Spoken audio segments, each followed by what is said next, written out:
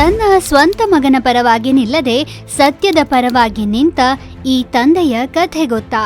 ಅಧಿಕಾರ ಕೈಯಲ್ಲಿದ್ದಾಗ ಅವರು ತಮ್ಮ ರಕ್ತ ಸಂಬಂಧದ ಬದಲು ತತ್ವಗಳನ್ನು ಆರಿಸಿಕೊಂಡರು.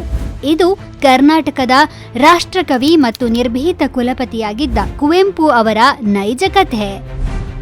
1950ರ ದಶಕ. ಮೈಸೂರು ವಿಶ್ವವಿದ್ಯಾನಿಲಯದ ಕ್ಯಾಂಪಸ್. ಕುಲಪತಿಗಳ ಕುರ್ಚಿಯಲ್ಲಿ ಒಬ್ಬ ರಾಜಕಾರಣಿಯಲ್ಲ, ಕವಿ ಇದ್ದರು. ಅವರೇ ಕುಪ್ಪಳ್ಳಿ ವೆಂಕಟಪ್ಪ ಪುಟ್ಟಪ್ಪ.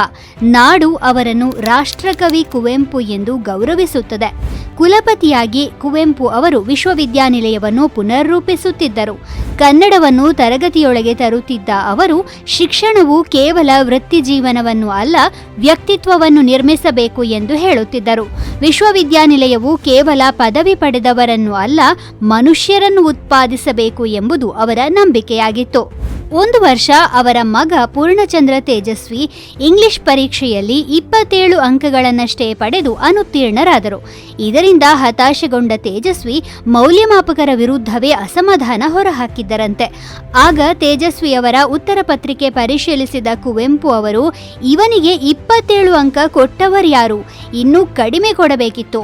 ಇವನಿಗೆ 27 ಅಂಕ ಕೊಟ್ಟ ಮುಠಾಳ ಮೇಷ್ಟ್ರನ್ನು ಡಿಸ್ಮಿಸ್ ಮಾಡಬೇಕು ಅಂದರಂತೆ.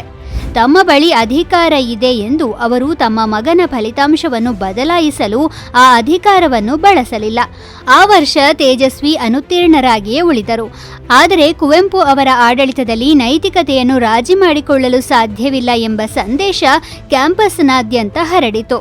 ಅವರ ಜನ್ಮ ವಾರ್ಷಿಕೋತ್ಸವದ ದಿನವಾದ ಇಂದು ಈ ಒಂದು ಘಟನೆ ಕುವೆಂಪು ಅವರು ತಮ್ಮ ತತ್ವಗಳಿಗೆ ಹೇಗೆ ಬದ್ಧರಾಗಿದ್ದರು ಎಂಬುದನ್ನು ಸ್ಪಷ್ಟವಾಗಿ ಸಾರುತ್ತದೆ.